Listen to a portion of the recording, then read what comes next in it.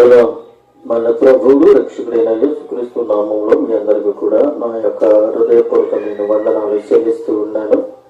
మీరు బాగుండాలని నా ఆశ, మీరు ప్రార్థన కలిగి ఉండాలి అన్న నా ఆశ. మీరు దేవుని యొక్క సన్నిధిలో నిత్యము కనబడాలి అన్న ఆశ, నా యొక్క ప్రార్థన, నా యొక్క కోరిక. అలాగే నా కొరకు, నా యొక్క పరిసరి కొరకు, నేను చేస్తున్న సువార్త కొరకు, ఇచ్చిన బిడ్డల కొరకు, కుటుంబం కొరకు మీరు ప్రతిరోజు కూడా నన్ను మీ యొక్క వ్యక్తిగతమైన ప్రార్థనలో నన్ను జ్ఞాపకం చేసుకుంటూ ఉన్నారని, నన్ను ఒక సహోదరుడిగా, ఒక అన్నగా, ఒక తమ్ముడిగా, ఒక దైవజనుడిగా, ఒక ఆత్మీయుడిగా నన్ను అభిమానిస్తూ ప్రేమిస్తూ ప్రభు సన్నిధిలో నా కొరకు నిత్యము కూడా మీరు ప్రార్థన చేస్తూ ఉన్నారని నేను మరి ఒకసారి దేవునికి కృతజ్ఞతాస్తుతులు చెల్లిస్తూ ఉన్నాను. బాగున్నారు కదా ప్రియమైన దేవునికి బిడ్డలారా. మీ కొరకు గతించిన నెలలు చాలా భయంకరమైన దినములో నుండి దేవుడు మనందరినీ, మిమ్మల్ని కాదు మిమ్మల్ని, మీ కుటుంబాలను, నన్ను, నా కుటుంబాన్ని దేవుడు కాసి కాపాడు భద్రపరిచి ఈరోజు ఆయన యొక్క సన్నిధిలో ప్రార్థించేవాడుగా, వాక్యం ప్రకటించేవాడుగా, దేవుని యొక్క సువార్తను ప్రకటించే వ్యక్తిగా దేవుడు మనమందరినీ కూడా వాడుకోబోతూ ఉన్నాడు. దేవుడు తన రాజ్యంలో నుండి నన్ను ఈ లోకానికి ఎందుకు పంపించాడు అంటే దేవుని యొక్క పని మాత్రమే దేవుడు ఈ లోకానికి పంపించాడు. అదే డబ్బు కూడగొట్టుకోవటానికి, ఆస్తులు కూడగొట్టుకోవటానికి, ఇక్కడ అనేకమైన సంపాదించుకోవటానికి కాదు.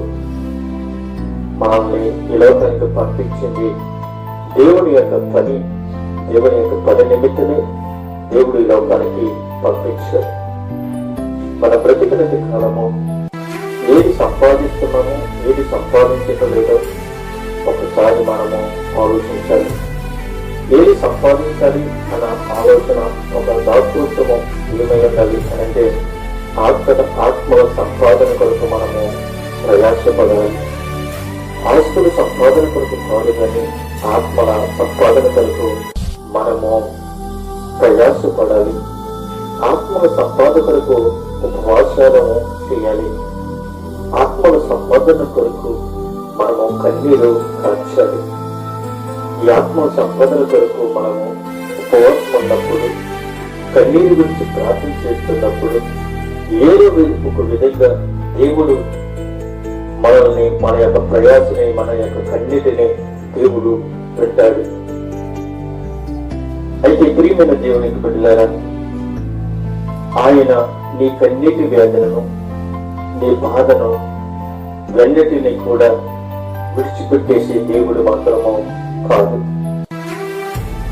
దుఃఖములోను, బాధలోను, వేదనలోను, శోధనలోను ఉన్నప్పటికీ కూడా దేవుడికి సమస్తము కూడా సాక్ష్యమే. అయితే ఈ రోజుని చాలా విషయాలు మనం ఈరోజు నేర్చుకోబోతున్నాం. ఇవి మా సొంత మాటలు కాదు, కానీ ప్రతిరోజు కూడా దేవుని యొక్క గ్రంథాన్ని పరిశీలిస్తూ ఉన్నప్పుడు, చదువుతూ ఉన్నప్పుడు ప్రభు నాతో మాట్లాడుతున్న మాటలే మీకు నేను ఈ రోజు చెప్తూనే ఉన్నాను. ప్రతిరోజు దేవుడు నాతో మాట్లాడుతున్న మాటలు మీతో నేను చెప్పడానికి ఇష్టపడుతూ ఉన్నాను. చూడండి ప్రియమైన దేవుని యొక్క బిడ్డలారా, కొలసలకు రాసిన పత్రికలో 2వ అధ్యాయము 2వ వచనములో మనం చూసినట్లయితే అక్కడ కొన్ని విషయాలు ప్రభువు మనతో మాట్లాడుతూ ఉన్నాడు. అక్కడ లవదికీయ కొరకును, అలాగే శరీరముగా అన్న విషయాలకును, పోరాడుతున్నాము అన్న విషయాలకును, అలాగే దేవుని మర్మములై ఉన్న విషయాలను, అలాగే ఆదరణ పొందవలనే విషయాలను, ఈ విషయాలు పౌలు మనకి బయలుపరుస్తూ ఉన్నాడు. చూడండి ప్రియమైన వెళ్ళారా, ఈ యొక్క కొలసలకు రాసిన పత్రిక 2వ అధ్యాయము 2వ వచనంలో చదువుకుంటే కొన్ని విషయాలు ప్రభువు నాతో మాట్లాడుతూ ఉన్నాడు, మీతో కూడా మాట్లాడుతూ ఉన్నాడు. చదవండి, మీరు కూడా మీ గ్రంథాలను తీసి మీరు కూడా నాతో కూడా మీరు చదువునట్లయితే అందులో ఉన్నవో లేవో మీకు తెలుస్తూ ఉంది. చూడండి ప్రియమైన బిడ్డలారా, నేను ఎంతగా పోరాడుతున్నానో మీరు కోరుతున్నాను. వారు ప్రేమయందు అతకబడి సంపూర్ణ గ్రహించి యొక్క సకలైశ్వర్యము కలిగిన వారే దేవుని మర్మమై ఉన్న క్రీస్తును స్పష్టముగా తెలుసుకున్న వాడే తమ హృదయములో ఆదరణ పొందవలనని వారందరి కొరకు పోరాడుతూ ఉన్నాను అని చెప్తూ ఉన్నారు. ప్రేమ యందు అతకబడి అని చెప్తూ ఉన్నాడు. ప్రేమ యందు అతకబడి అన్న విషయం మనం జ్ఞాపకం చేసుకుంటే ఆయన చక్కగా అనగా సర్వ శరీరమును కేల చేతను నరముల చేతను పోషింపబడి అతనబడినది దేవుని వలన కలిగి వృద్ధులు అభివృద్ధి పొందుతున్నది. అంటే ఆయన శిరస్సు మూలముగా మనం ఏమై ఉన్నాము అనంటే ప్రేమ యందు అతకబడి ఉన్నాము అని మనము తెలుసుకోబోతూ ఉన్నాం. ఒకటి శరీరము, రెండోది కీళ్ళు, మూడోది నరములు, ఇవన్నీ కూడా పోషింపబడి ఉన్నవి. తర్వాత అత్తగబడినది ఉన్నవి. ఇవన్నీ కూడా దేనికి యొక్క సాదృశ్యంగా కనబడుతూ ఉన్నదంటే శిరస్సు అనగా దేవుని యొక్క ప్రేమ, దేవుని యొక్క ఆప్యాయత ఏమై ఉన్నది అంటే ఆయన యొక్క పోలిక చొప్పున నరుడిని నిర్మించి మనం ఏం చేస్తాడంటే ఆయనలో మనల్ని ఏం చేస్తాడంటే అంతకట్టబడేటట్లుగా చేస్తాడు. ఆయన ప్రేమ యందు మనం ఏం చేస్తాడంటే అతకబడినట్లుగా చేస్తాడు.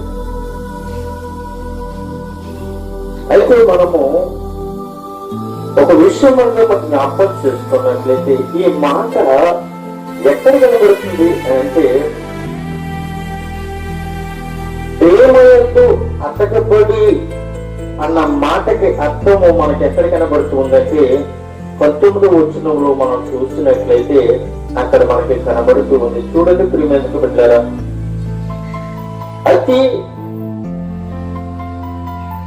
విన్యాసక్తుడి దేవుని ఆరాధన యందు ఇచ్చ కలిగి తాను చూసిన వాటిని గూర్చి గొప్పగా చెప్పుకొనిస్తూ తన శరీర సంబంధమైన మనస్సు వలన ఊరట పొందుతూ శిరస్సును హత్తుకొని వారెవడు నీకు బహుమానము అపహరించని కూడి ఆ శిరస్సు మూలముగా శరీరము, కీల చేతను, నరము చేతను పోషింపబడి అతుకుబడినదై దేవుని వలన కలుగు వృద్ధితో అభివృద్ధి పొందుతూ ఉన్నది అని చెప్తూ ఉన్నాడు. ప్రేమయందు అతకబడి అన్న విషయానికి ఇక్కడ మనకి ఏమని చూపిస్తూ ఉన్నది అంటే దేవుని వలన మనం ఏమై ఉన్నామంటే కలుగు వృద్ధితో అభివృద్ధి పొందుతూ ఉన్నది. అతకబడినది అంటే దేవుని వలన మనం ఏమై ఉన్నామంటే ఆ దేవుని వలన మనం ఏమై ఉన్నామంటే అతకబడి ఉన్నాము. దేవుడు శరీరముగా వచ్చాడు, తేల చేత వచ్చాడు, నయన చేత వచ్చాడు, రక్తము చేత వచ్చాడు. ఆయన పరిశుద్ధాత్మ చేత మన మధ్యకి వచ్చాడు. ఆయన పరిశుద్ధాత్మకు ముందుగా మనం చూసినట్లయితే ఆయన మనతో జీవించాడు, మనకులాగా మాట్లాడాడు, మనకులాగా రక్త మాంసములున్నాయి. అయినప్పటికీ కూడా దేవుడు మనల్ని అంటగట్టబడి అతకబడి తన ప్రేమ చేత మనల్ని ఏం చేశాడు అంటే అతకబడినట్లుగా చేశాడు. ఇది దేవుని వలనే అభివృద్ధి పొందుతున్నది కానీ ఇది మనుషుల వల్ల మాత్రమే కాదు. మనుషులు ప్రేమ అంతంత మాత్రమే, మనుషుల ప్రేమ అంతంత మాత్రమే. మనుషుల ప్రేమ కపటమైనది, మనుషుల ప్రేమ ఆప్యాయతమైన ప్రేమ కాదు, మనుషుల ప్రేమ శాశ్వతమైన ప్రేమ కాదు. దేవుని యొక్క ప్రేమ శాశ్వతమైనది, దేవుని యొక్క ఆదరణ శాశ్వతమైనది, దేవుని యొక్క కృప శాశ్వతమైనది. అయితే ఈ రోజున మనము దేనిని మనము అనుసరించి నడాలి అంటే దేవుని ప్రేమ యందు మనము నడవాలి, దేవుని ప్రేమ యందు అతకబడాలి. మనము స్త్రీల ప్రేమ కాదు, పురుషుల ప్రేమ కాదు, అన్నదమ్ముల ప్రేమ కాదు, అక్కజనుల ప్రేమ కాదు, సమాజం ప్రేమ కాదు, అధికారుల ప్రేమ కాదు, కానీ క్రీస్తు ప్రేమలో మనం ఏమై ఉండాలంటే అతకబడిన వారేమై ఉండాలి. స్త్రీల ప్రేమ ఇయ్యాలండొచ్చు, రేపండకపోవచ్చు, పురుషుల ప్రేమ ఇయ్యాలండొచ్చు, రేపండకపోవచ్చు, మనుషుల ప్రేమ ఇయ్యాలండొచ్చు, రేపండకపోవచ్చు, అధికారుల ప్రేమ ఉండొచ్చు, ఉండకపోవచ్చు, కానీ క్రీస్తు ప్రేమ శాశ్వతమైనది. అయినా ఆ ప్రేమ మనుషులను మోసగించే ప్రేమ మాత్రమో కాదు. దేవుడి యొక్క ప్రేమ శాశ్వత కార్యము చేసే ప్రేమ, తన రాజ్యంలో నిలబెట్టేంత వరకు కూడా ఆ ప్రేమ నిన్ను నన్ను కూడా ఏం చేస్తున్నట్టు నడిపిస్తుంది. ఈ లోకమైన ప్రేమ ఏం చేస్తుందో తెలుసా, నిన్ను నెట్టేటిలో ముంచేస్తుంది. చాలా మంది కూడా స్త్రీ పురుషుల్లో మనం చూసినట్లయితే నేను నిన్ను ప్రేమిస్తున్నాను, నేను నిన్ను ప్రేమిస్తున్నాను అని వెంటాడి వెంటాడి వెంటాడి వాళ్ళ అవసరం తీరిపోయిన తర్వాత ఉండి ఆ యొక్క మనుషులని సమాజంలో పెట్టేస్తారు. పెట్టేసి మనుషులని మామూలు పాలు చేసేస్తూ ఉంటారు. ఇది లోకమైన ప్రేమ. కానీ క్రీస్తు ప్రేమ చేస్తుంది తెలుసా, ఇంకా ఆయన రాజ్యానికి తీసుకుని పోతుంది. ఆయన యొక్క రాజ్యములో నేను నిలబెడుతూ ఉంది. ఇక్కడ ఆయన ప్రేమ శాశ్వతమైనది, దేవుని యొక్క రాజ్యంలో కూడా ఆయన ప్రేమ శాశ్వతమైనది. ఇంకో విషయం చూసినట్లయితే ఆ శిరస్సు మూలముగా, ఏ శిరస్సు మూలంగా అనంటే క్రీస్తు యొక్క శిరస్సు మూలముగా మనమందరము కూడా ప్రేమ యందు అతకబడి ఉన్నాము. క్రీస్తు రక్తము మనలో ప్రోక్షింపబడుతుంది. ఆ శిరస్సు మూలముగా సర్వ శరీరము కీల చేతను నరముల చేతను పోషింపబడి అతకబడినదై దేవుని వలన కలుగు వృద్ధితో అభివృద్ధి పొందుతున్నది. ఈ మనుషులకి ఇచ్చిన శరీరమైనను, మనుషులకి ఇచ్చిన కీలనైనను, మనుషులకి ఇచ్చిన నరములనైనను అతకబడి ఇవన్నీ అడ్డుకబడితేనే ఒక మనుషుడు నిలబడతాడు. కాళ్ళుండి నడుము లేకపోతే ఉపయోగం లేదు. నడుముండి కాళ్ళు లేకపోయినా ఉపయోగం లేదు. కాళ్ళుండి నడుముండి చేతులు లేకపోయినా ఉపయోగం లేదు. చేతులుండి కాళ్ళుండి నడుము లేకపోయినా ఉపయోగం లేదు. కాళ్ళుండి నడుముండి చేతులుండి శిరస్సు లేకపోయినా ఉపయోగం లేదు. శిరస్సుండి చేతులు లేకపోయి నడుము లేకపోయి కాళ్ళు లేకపోయినా ఉపయోగము లేదు. కానీ దేవుడు నిన్ను శిరస్సును ఇచ్చాడు. శిరస్సుని ఇచ్చాడు. శిరస్సుకు నీ యొక్క శరీరాన్ని ఇచ్చాడు. శరీరాన్ని ఇచ్చి కీలనిచ్చాడు. కీలనిచ్చి నరములనిచ్చాడు. ఇవన్నీ ఇచ్చి ఏం చేస్తున్నాడంటే పోషిస్తూ ఉన్నాడు. పోషింపబడుతూ ఉన్నాడు. పోషింపబడి అత్తకబడినది దేవుని వలన ఏమై ఉన్నావు అంటే అభివృద్ధి పొందిస్తున్నావు. ఒక మనుషుడిగా నిలబడుతున్నావు. శిరస్సుండి అన్నీ ఉండి శరీరం లేకపోతే ఉపయోగం లేదు. అన్ని అవయవాలన్నీ కూడా కలిగి ఉండి నరములు లేకపోయినా నువ్వు పనిచేయవు. ఏది పని చేస్తాడో ఏది పని చేయదో దేవుడు తెలుసుకుని నేను ఏం చేశాడంటే శరీరాన్ని ఇచ్చాడు, కీళ్ళని ఇచ్చాడు, నరాలను ఇచ్చాడు. అన్ని కూడా సమృద్ధిగా దేవుడు నీకు ఇచ్చి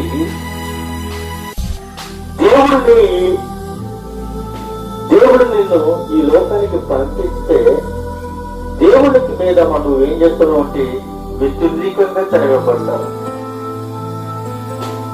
నేను చెప్పింది సత్యమో వాడు చెప్పింది సత్యం కాదు. నేను ప్రకటించింది సత్యమో వాడు ప్రకటించింది సత్యం కాదు. ఇలాగా మనము వెతికి వాళ్ళ మీద నేరాలు మోపి మనము అజ్ఞానము బ్రతుకుతూ ఉన్నాం. ఈ రోజుని ఒక విషయం చెప్పిన చూడండి ప్రియమందరికి బిడ్డలారా, నీ జీవితం పాడైపోవటానికి నాశనం అయిపోవటానికి కారణం ఏమిటి అని అంటే నేనైనా కావచ్చు, నువ్వైనా కావచ్చు, నేనైనా కావచ్చు, నువ్వైనా కావచ్చు, ఎవరైనా కావచ్చు, నా తల్లిని కావచ్చు, నా తండ్రిని కావచ్చు, నా అన్నదమ్ములైనా కావచ్చు, నా అక్కదిల్లైనా కావచ్చు, ఎవరైనా కావచ్చు, సమాజంలో ఉన్న ప్రతి ఒక్క స్త్రీ పురుషులు ఎవరైనా కావచ్చు. మనం నాశనం అయిపోవటానికి కారణం ఏమిటి అని అంటే మన యొక్క శరీర బలహీనత. మనం పాడైపోవడానికి కారణం ఏమిటి అని అంటే చెప్పుడు మాటలు వినటం వలన. మనం నాశనం అయిపోవడానికి కారణం ఏమిటి అని అంటే ఆ చెప్పుడు కొట్టే మాటలు విని మన హృదయంలో పెట్టుకుని మనుషులను వేధిస్తున్నాం. కాబట్టి మన జీవితాన్ని మనమే చేతులారా పాడు చేసుకుంటూ ఉన్నాం. ఏదైనా తోటలో ఒక విషయం మనం జ్ఞాపకం చేసుకుందాం. మన కుటుంబం నాశనం అయిపోవడానికి కారణం ఏమిటి అని అంటే చెప్పుడు కొన్ని మాటలే లేనిపోయిన మాటలు నీకు నూరు పోసినప్పుడు, ఒకసారి చెప్పినప్పుడు నువ్వు వినలేనప్పుడు, రెండోసారి చెప్పినప్పుడు వినలేనప్పుడు, మూడోసారి చెప్పినప్పుడు అమలు వల్ల నువ్వు వినేస్తావు. నీ కుటుంబాన్ని విడగొట్టాలన్నా, నీ కాపురాన్ని నిప్పులు ఎంటాలన్నా, నేను అవమానపాలు చేయాలన్నా, నువ్వు సంపాదించుకున్నదంతా కూడా అన్వించాలన్నా కూడా సాధనగాడు ఎన్నో కుయ్యతలు ఎత్తి నేనేం చేస్తాడు తెలుసా, నవ్వులు పాలు చేయటానికి నేనేం చేస్తాడు తెలుసా, ఎవరొకరు ఏదో ఒక విధంగా వాడుకుని నిన్ను మబ్బులో పెట్టి నీ జీవితాన్ని పాడు చేయటానికి ఎన్నో ప్రయత్నాలు పెట్టిన తర్వాత నువ్వు దొరికిన తర్వాత అది నిన్ను వాడుకుంటాడో చూడాలి. ఎంత అంతగా నిన్ను వాడుకోవటము, లాస్ట్కి నిన్ను నరకాలు తీసుకుని వెళ్ళిపోతాడు.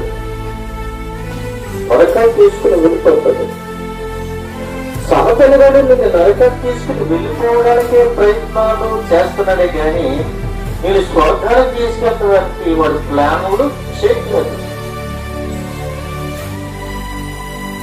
నువ్వు నాశనము అయిపోవడానికి కారణము, నీ కుటుంబం పాడైపోవడానికి కారణము, నువ్వు పతనమైపోవడానికి కారణము ఎవరూ కాదు, నీకు నీవే.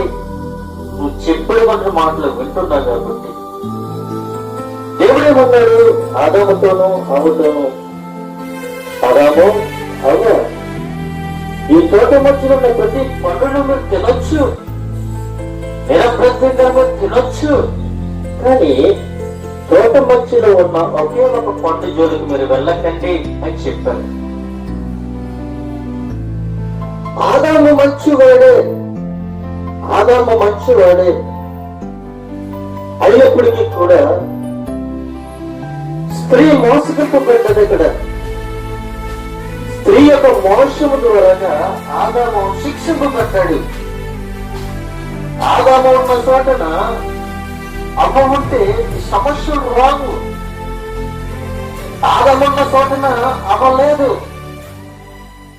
ఆదామని అవని దగ్గర పెట్టాడు. సంతోషంగా జీవించిందని దేవుడు చెప్పి విడిచిపెట్టి అయినా వెళ్ళాడు. కానీ ఆదాము ఆయన ఒక క్రమంలో విన్నాడు, దేవుడి మాటకు లోపడ్డాడు. కానీ అవ్వ తోటంతా తిరిగింది, తోటంతా తిరిగింది. దేవుడు ఉన్నాడు, ఏమీ తిరగొద్దు, మీ తోట ఉన్న ప్రతి పండును మీరు తినొచ్చు, చక్కగా మీరు తినండి, అభివృద్ధి పొందండి అని చెప్పాడు. ఈ యొక్క స్త్రీ యొక్క మోసము వలన, స్త్రీ యొక్క మోసము వలన ఆదాము కూడా మోసపోయాడు. చెట్టు దగ్గరికి వెళ్ళింది, చెట్టుకు చూస్తుంది, సాధన ఉన్నది, తిరగండి అని చెప్పి మా దేవుడు తినద్దన్నాడు. తిట్టేది కళ్ళు తెరగొట్టే చెప్పాడు. సాధన గది తినేసింది. తినేసి తన భర్తకు పట్టుకొచ్చి ఇచ్చింది. ఎక్కడిది ఏంటి అని అడగలేదు మాన తండ్రి, తినేశాడు. అవ్వ ఎలాగైతే మోసపోయిందో ఆదాము కూడా అలాగే మోసపోయింది. అవ్వ దేవుని మాట లోబడలేదు, సాతానికి లోబడ్డాడు. అవ్వ చేసిన యొక్క మోసానికి ఆదాము తన బ్రతుకు దినములన్నీ కూడా చెమట కారుస్తూనే ఉన్నాడు. అవ్వ చేసిన పనికి తన బ్రతుకు దినములన్నీ కూడా చెమట కారుస్తూనే ఉన్నాడు. అవ్వ చేసిన పనికి ఆదాము కష్టపడుతూనే ఉన్నాడు. అవ్వ చేసిన పనికి గచ్చపొదలో నరుక్కుంటూ ఉన్నాడు. ఎవరు చేసిన పనికి? అవ్వ చేసిన పనికి. దేవుడు తినద్దు అన్న పంటని తిన్నది, మోసపోయింది, మోసకపోబడ్డది, చెప్పుడు గొట్ట మాటలు విన్నది. కానీ ఈమె ఎలాగైతే మోసపోయిందో, ఈమె మోసము చేయబడ్డది, ఆదాముకు శిక్ష వచ్చింది. అవ్వ యొక్క మోసపోవడం కారణం బట్టి ఆదాము తన బ్రతుకు దినములన్నీ కూడా చెమట కార్చి కష్టపడుతూ ఉన్నాడు, చెమటూరుస్తున్నాడు, గచ్చబదులు నరుకుంటూ ఉన్నాడు. దేశదిమ్మడిగా దేవుని యొక్క రాజ్యములో నుండి, దేవుని యొక్క పట్టణములో నుండి, దేవుని యొక్క తండ్రి యొక్క సింహాసనము నుండి త్రోయబడ్డాడు. ఎవరి వలన? ఎవరి వలన ఆదాము త్రోయబడ్డాడు, మోసపోయాడు అనంటే తన భార్య అయిన అవ్వ వలన. భార్య భర్తలు సమానంగా వెళితే ఏ గొడవ ఉండదు. భార్య భర్తలు సమానంగా వెళితే ఏ గొడవలు ఉండవు. భర్త ఏమో ఇంటిలోను, భార్యలో, భార్య ఏమో సమాజంలో. భర్త ఏమో వంటల కాడ, భార్య ఏమో బయట సింహాసనం కాడ. భర్త ఉండవలసిన స్థానంలో భర్త ఉండుంటే, భర్త స్థానంలో మనము ఏమై ఉన్నామో ఒకసారి జ్ఞాపకం చేసుకోండి. స్త్రీలందరూ కూడా భర్త మీద పెత్తనము చలాయిస్తూనే ఉన్నారు. కానీ ఏదోడ తోటలో అమ్మ ద్వారాగా ఆదాముకు కష్టాలు వచ్చి, ఎప్పుడు కూడా అంటే స్త్రీల ద్వారాగానే పురుషులకి అవమానం రావచ్చు, స్త్రీల ద్వారాగానే గౌరవం రావచ్చు.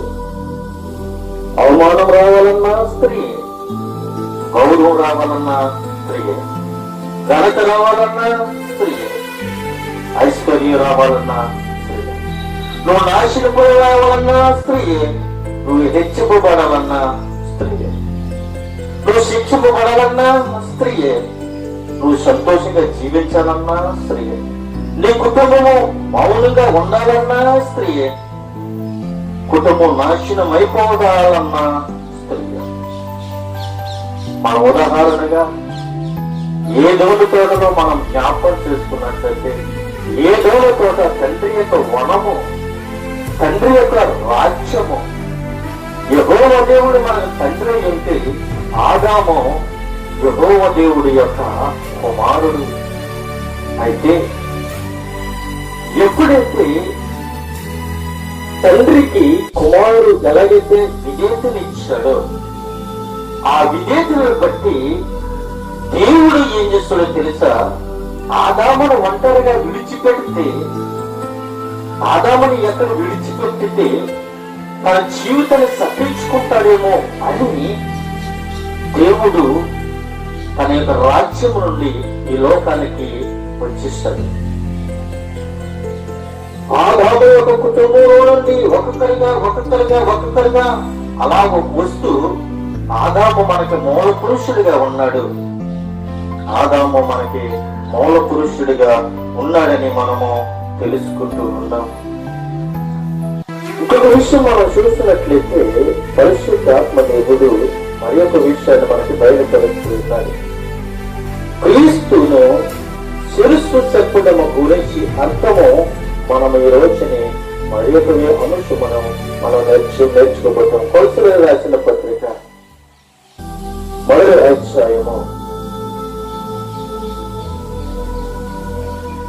18వ వచనము మనము చదువుకుంటున్నాం.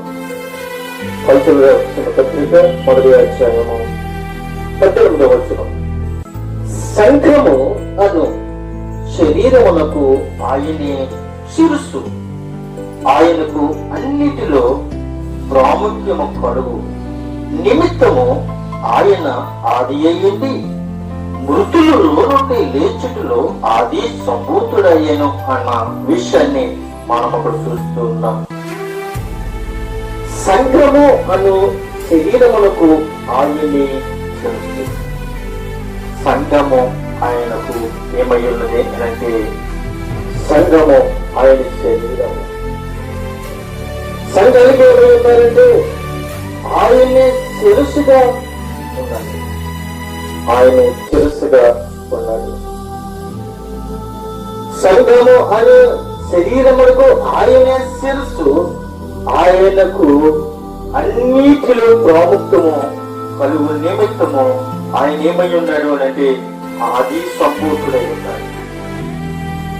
ఆయన ఆది సంభూతుడై ఉన్నాడు. ఆయన మృతులలో నుండి లేచుటలో ఆయన ఏమై ఉన్నాడు అంటే ఆది సంభూతుడిగా మనకు కనబడుతున్నాడు. ఆయన ఆది సంభూతుడు. సంఘములకు ఆయన శరీరం అయితే, ఆ శరీరములకు ఆయనే శిరస్సుగా మనకు కనబడుతూ ఉన్నాడు. ఆయన శిరస్సుగా మనకి కనబడుతూ ఉన్నాడు. ఇంకొక విషయం మనం చూసినట్లయితే, ప్రియమైన దేవునికి బిడ్డలారా, అదే విషయంలో మనం జ్ఞాపకం చేసుకున్నట్లయితే, ఆయన ఒక విషయాన్ని మనకి మరి యొక్క మాటల ద్వారా మనకి బయలుపరుస్తున్నాడు. ఎఫెసు రాసిన పత్రికలో మనకు వెళ్ళినట్లయితే అక్కడ మరి ఒక మాట మనకి కనబడుతుంది. ఎఫెసు రాసిన పత్రిక 4వ అధ్యాయము 16వ వచనములోకి వెళితే అక్కడ మనకి ఒక విషయాన్ని మనకి బయలుపరుస్తుంది. ఆయన శిరస్సై ఉన్నాడు, ఆయన నుండి సర్వ శరీరము చక్కగా అమరిస్తబడి తనలోనున్న ప్రతి అవయవము తన పరిమాణము చొప్పున పని చేయుచుండగా ప్రతి కీలు వలన కలిగిన బలము చేత అతకబడి ప్రేమయందు తనకు క్షేమాభివృద్ధి కలుగునట్లు శరీరమునకు అభివృద్ధి కలుగు చేస్తున్నది అని చెప్తూ ఉన్నాడు. ఆయన శిరస్సై ఉన్నాడు. ఆయన మనకేమై ఉన్నాడు? శిరస్సై ఉన్నాడు. ఆయన నుండే సర్వ శరీరము ఏమై ఉన్నది అంటే అమర్చబడి ఉన్నది. ఆయన యొక్క నిర్మాణములో మనము ఏమై ఉన్నాము అంటే అమర్చబడి ఉన్నాము. అమర్చబడి ఉన్నాము. ఆయన యొక్క పరిమాణము చొప్పున మనం అందరం ఏం చేస్తున్నామంటే పని చేస్తున్నాము. పని చేస్తున్నామంటే కారణం ఏమిటి అంటే కీళ్ళు పనిచేయాలి, నరాలు పనిచేయాలి, బాడీ పనిచేయాలి, కండరాలు పనిచేయాలి. ఏమీ పనిచేయలేని పక్షాన మనం ఏమి కూడా చేయలేము. దేవుడు నిన్ను సజీవుడిగా నిలబెట్టుకున్నాడు. శిరస్సునిచ్చాడు, కాళ్ళనిచ్చాడు, చేతులనిచ్చాడు, నరాలనిచ్చాడు, కండరాలనిచ్చాడు. నిన్ను మనుష్యుడిగా తీర్చిదిద్దాడు. నువ్వు వెళ్ళి నా యొక్క సువార్తని మీరు ప్రకటించండి అని చెప్పాడు. నిన్ను పంపించింది లోకానికి అందసంతాలు చూపించుకోవడానికి కాదు, ఐశ్వర్యాన్ని చూపించుకోవడానికి కాదు, ఘనతలు చూపించుకోవడానికి కాదు, నువ్వు మోసపోవడానికి కాదు. నీ దేవుడు నీ లోకానికి పంపించండి. ఎందుకు పంపించడు దేవుడు తెలుసా? దేవుని యొక్క పనిని పూర్తి చేస్తావని. డబ్బులు నువ్వు కూడగొట్టుకుంటావును, బంగారం కూడగట్టుకుంటావును. ఈ లోకానికి దేవుడిని పంపించదు. బంగారం ఎంట రాదు, ఆస్తులు ఎంట రావు, గృహాలు ఎంట రావు, ఏది నీ వెనకాల రాదు. మధ్యలో వచ్చింది, మధ్యలోనే మాట్లాడుతున్న మధ్యలో పెట్టారు. నీ రాజ్యములోనికి వెళ్ళినప్పుడు దేవుడు అడిగినప్పుడు నా కొరకు ఎన్ని ఆత్మలను సంపాదించావు అని అడిగినప్పుడు నేను ధైర్యంగా చూపించగలవాలి. ఇదిగో ప్రభా, నువ్వు ఇచ్చిన బాధ్యతను, నాకు అప్పటిచ్చిన బాధ్యతలను బట్టి ఇన్ని ఆత్మలను నీ వైపుకు నడిపించాను ప్రభా అని నువ్వు దేవుని దగ్గర ముఖాముఖుగా ధైర్యంగా నువ్వు చెప్పగలిగే సమర్థుడు అయి ఉండాలి. ఒకరు నువ్వు ఎన్నాళ్ళు దోకున్నప్పటికీ కూడా నువ్వు ఎవడో పట్టించుకోకపోవచ్చు, కానీ దేవుని యొక్క రాజ్యంలో నువ్వు దోకోవడానికి నువ్వు సమర్థుడు. మరి యొక్క విషయాలు మనం జ్ఞాపకం చేసుకున్నట్లయితే ఆయనకి ఉన్నాడు, ప్రియమని పొందారా? ఆయనకి ఉన్నాడు.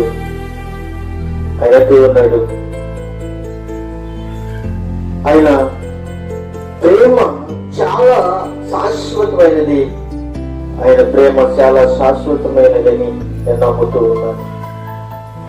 కొలసీలకు రాసిన పత్రిక 2వ అధ్యాయము 10వ వచనంలో చూస్తున్నట్లయితే మరి ఒక విషయాన్ని ఆయన మాట్లాడుతూ ఉన్నారు. మరియు ఆయన యందు మీరును సంపూర్ణులై ఉన్నారు. ఆయన సమస్త ప్రధానులకును అధికారులకును శిరస్సై ఉన్నాడు. చూడండి, ఆయన ప్రేమ చేత మనందరినీ కూడా అతకబడి చేసుకున్నాడు. ఆయన శిరస్సై ఉన్నాడు. క్రీస్తు అనే శిరస్సు చెప్పడం మనం చూసినట్లయితే ఆది సంభూతుడై ఉన్నాడు. అయితే ఎఫెసు రాసిన పత్రికలు మనం వచ్చినప్పటికీ ఆయన శిరస్సై ఉన్నాడు అన్న విషయాన్ని మనకు తెలియపరుస్తున్నాడు. ఇక్కడ కొలసీలకు రాసిన పత్రిక 2వ అధ్యాయం 10వ వచనంలోకి వచ్చినప్పటికీ ఆయన సమస్త ప్రధానులకును అధికారులకును ఏమై ఉన్నాడు అంటే శిరస్సై ఉన్నాడు. ప్రధానులను నిర్మించుకున్నవాడు ఆయనే, అధికారులను నిర్మించుకున్నవాడు ఆయనే. ఆయన సమస్తము కూడా ఈ సృష్టికి ఆయన ఏమై ఉన్నాడంటే శిరస్సై ఉన్నాడు. అధికారులకే కాదు ప్రియమైన బిడ్డలారా, ప్రధానులకే కాదైనా నీకు నాకు శిరస్సై ఉన్నాడు. ఈ సృష్టికి ఆయన శిరస్సై ఉన్నాడు. ఈ సృష్టికే సృష్టింపబడిన ఆది సంభూతుడై ఉన్నాడు. ఆయన త్వరలో రామై ఉన్నాడు. సంఘమనే శరీరములకు ఆయన శిరస్సయ్యింది. మనందరినీ కూడా ఆయనని వెంబడించడానికి మనందరినీ కూడా ఆయన కాల్స్తూ ఉన్నాడు. ప్రియమైన దేవుని బిడ్డలారా, కొలసలకు రాసిన పత్రిక 1వ అధ్యాయం 16వ వచనమును మనం చూసినట్లయితే ఆయన ఒక విషయాన్ని మనకు ఇంకొక విషయాన్ని బయలుపరుస్తున్నాడు. ఏమనగా ఆకాశమందున్నవి భూమి మీద ఉన్నవి దృశ్యమైనవి గాని అదృశ్యమైనవి గాని అవి సింహములైనను ప్రభుత్వములైనను ప్రధానులైనను అధికారులైనను సర్వమును ఆయన యందు తొలగింపబడెను. సర్వమును ఆయన ద్వారాగా ఆయనను బట్టియే సృజింపబడెను అని చెప్తూ ఉన్నాడు. ఎంత చక్కగా చెప్తున్నాడు చూడండి. సింహములనైను ప్రభుత్వములైనను ప్రధానులైనను అధికారులైనను సర్వమును కూడా ఆయన ఏం చేశాడు? ఆయన యందు సృజింపబడి ఉన్నాడు.